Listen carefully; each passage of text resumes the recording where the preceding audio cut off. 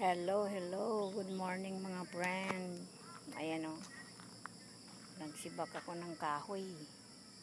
Kaya mamaya, putol uli ako. Ayan o, yung kulay puti na kahoy yan. Doon o, mataas na siya. Puputulin ko yan mamaya para dagdag yung aking kahoy. Ayan, gusto kong pang bawasan itong mga sanga ng puno na ito. Grabe katataas na. Ang dami niyan, pati yun o. Laking puno. Gusto kong mabawasan yung mga sanga. Kasi doon sa bubong namin yung solar namin. Hindi masyado doon o sa taas.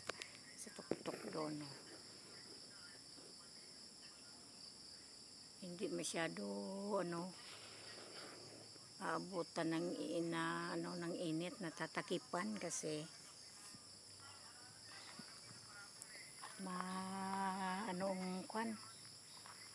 malago yung mga dahon ng puno.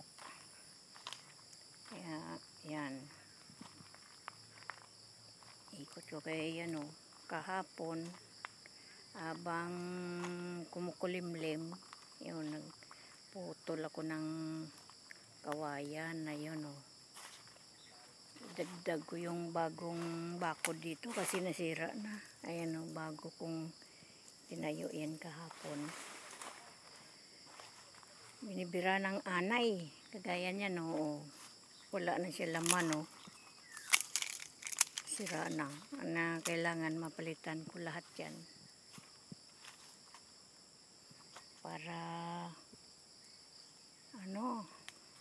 maayos yung bakod natin. Yun.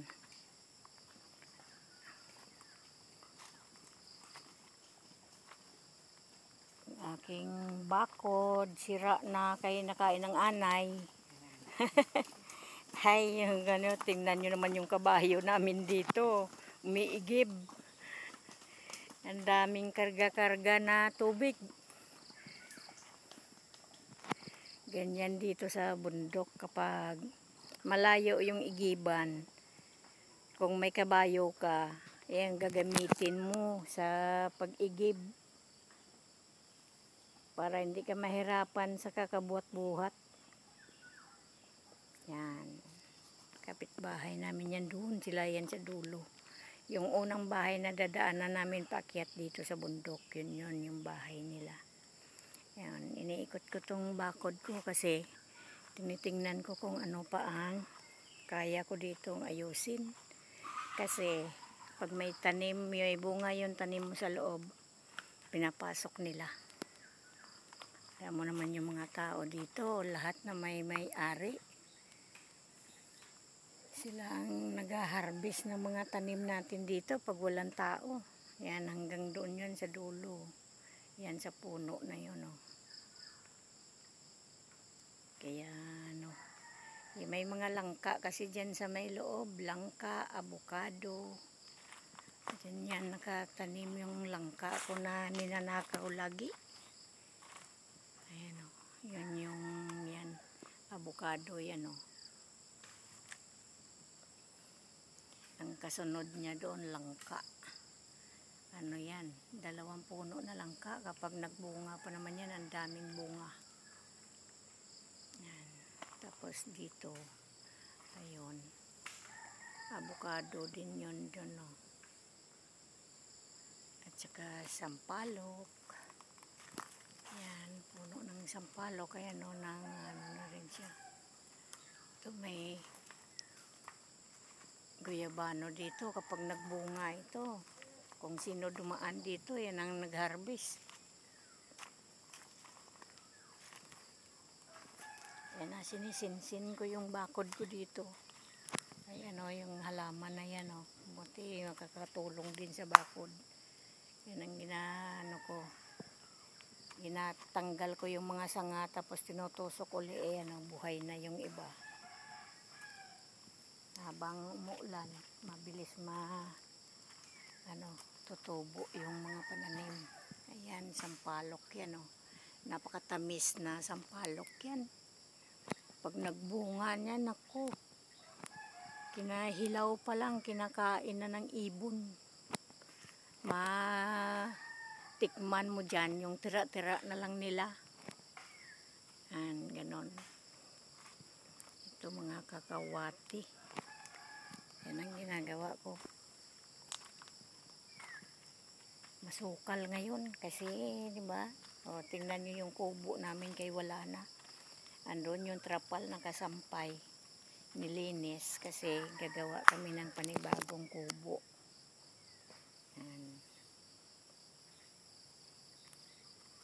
Kasi dito kami sa labas tawag nito, gasilpon kasi dito ang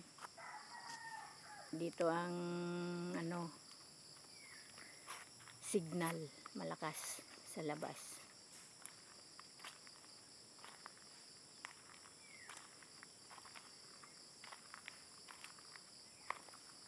Magulang na din pala itong maliit lang na puno yung saging pero magulang na. Ang mga saging namin dito ilan-ilan na lang. Alam ko kung pag-uwi namin kung may madala kami. Ayan o. Maliit lang na buwig yan pero punong-puno siya.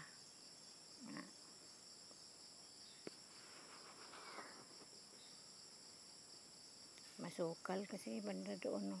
Marami yung mga gabing San Fernando kagaya niyan no. Ang magugulay mo dyan yung laman niya. Yan ang laman niya yung ginabili natin sa palengke na pang sigang o panlaga. Yan ang tawag dyan, San Fernando. Doon naman sa baba mga iba masukal pa. Nilinis namin yan nung nagtanim kami. Mga 2 linggo lang na ulan. Naku. Na naman, sukal na naman. Kaya ganyan. Yung pinya namin dito, wala pang bunga, mga bagong tanim kasi yan.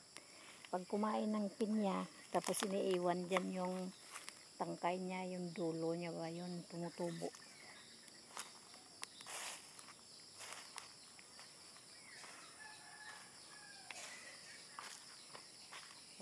Ayan o. Ubi yan. Marami kayong ubi kasi hindi na pwedeng harvestin ngayon pag ganyan na marami na siyang dahon. Ang laman niyan matubig.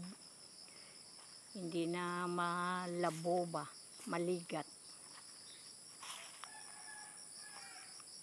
Yan kahapon ginlinis ko yung puno ng kawayan. Kasi yung mga sanga-sanga niya dito sa kalsada, kaya pinangputol ko yung mga sanga-sanga, pero dito puputol uli ako dito kasi ayusin ko yung bakod ko at saka yung gate ko doon na sira na.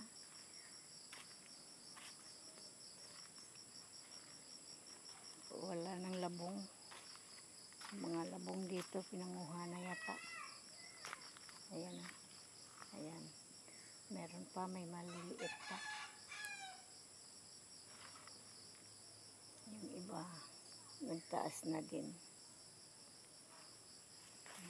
Dito tingnan natin sa kabilang puno. Makulimlim na naman. Sana wag na umulan, uminit man. Dito kami sa lalim ng kawayan, kulimlim. Meron pa. May mga labong-labong pang maliliit pero nakuha na yung ibang malalaki. May panggulay pa. Ayan o. May masilip-silip ka pang labong. Doon sa taas meron din dyan o. Pero malaki na siya yun o. Kung napansin nyo. Pag malinaw ang mata nyo, kita nyo yan. Yan yung mga saging namin dyan. Iba wala pang bunga. Yan, itong mga kawayan na ito na nakahawi dito sa daan. Yan ang puputulin. Ayan o. Yan ay gawin namin bakod. Para hindi nakahambala dito sa daan.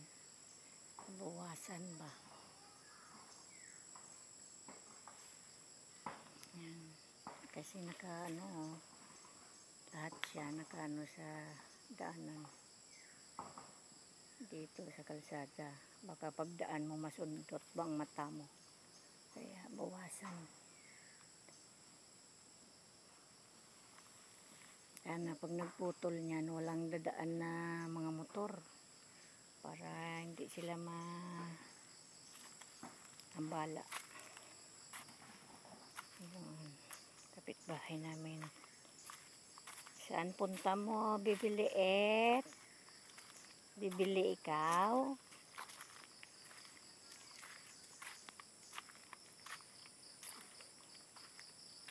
Mga tao dito, may mga trangkaso.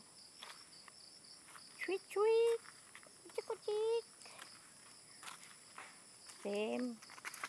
Kaagad yan si Tim. Pasensya na kung medyo malikot-likot ang aking. Ngayon, tingnan mo yung papaya kong tanim. Lalaki naman siya kasi namulaklak. Kala ko naman, pag wala kami dito, yung mga pinya namin doon may nangunguha. Malaman mo kasi ayan, naiwan yung tangkay niya. Ganun yung mga tao dito.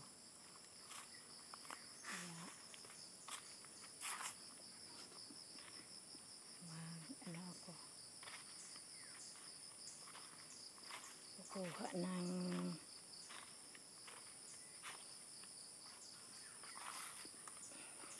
dahon-dahon nito.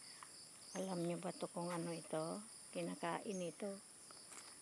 Pag ikaw ay merong diabetes, kung mataas yung sugar mo, yan ang gamot sa diabetes. Pag mataas ang sugar mo, yan ang nguyain mo. Ito yung talbos niya. Ang talbos niya, yan ang nguyain. Yan, maasim-asim yan. Pag ninuya. Hindi man kinakain ng kalabaw kay maasim. Pero kinakain ng pato yan. Sarap na sarap yan dyan yung pato.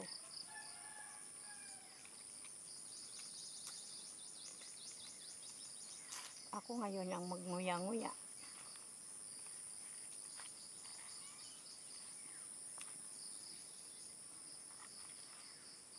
Ikot-ikot lang.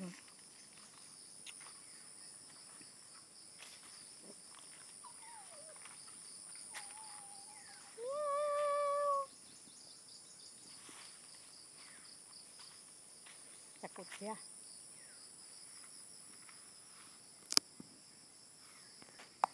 Ayan yung bakod ko. Ganyang aayusin ko kasi sira-sira na. Ako lang yung gagawa-gawa. Ang ganda dito yung bakod ko dito. Yung mga kawayan na pinagtusok ko buhay. Kaya ganyan. Buhay ang bakod ko. Gusto ko pa yan dagdagan para lahat sila buhay.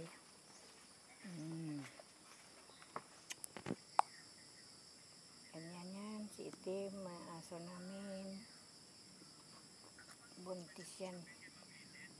Kapag umakyat kami dito, at saka alam niya, kasi iniiwan lang namin sa kapitbahay namin kay Kuya Romy. Bagan dito kami, umuwi yan dito, alam niya nandito kami, umuwi. Pagdating niya dito yan, yayakap sa'yo yan at saka maghalik. Ganyan yan yung aso ko, bait niyan, si Tim. Di ba Tim? Buntis siya eh. Yan yan siya nakahiga.